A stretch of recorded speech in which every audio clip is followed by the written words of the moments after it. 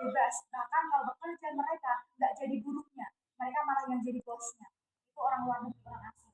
Yang kedua, kita bisa lihat di kota-kota besar, di Jakarta, ada bangunan-bangunan besar, megah, wah, gedung-gedung yang punya siapa? Yang orang asing. Kita jadinya.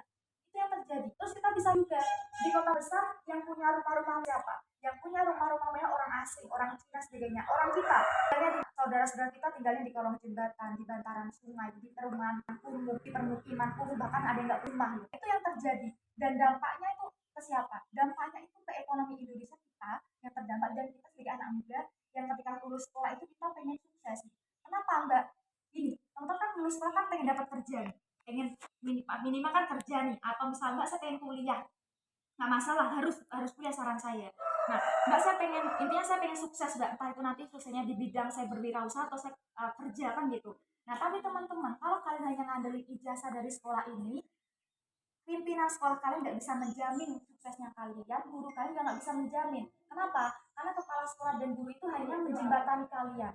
Yang menjamin siapa? Diri kita masing-masing. Nah, gimana caranya mbak biar kita bisa berhasil, mbak, lulus sekolah bisa berhasil? Nah, caranya teman-teman itu nggak boleh hanya ngambil ijazah, tapi harus meningkatkan skill. Nah, banyak di Indonesia orang nganggur itu karena apa? Orang nganggur itu banyak karena mereka sepele.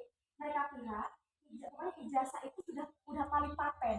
Mereka kira pokok paling penting ini ijazah mbak untuk kerja. Nah, padahal teman-teman, angka pengangguran itu orangnya berapa? 7,28 juta orang.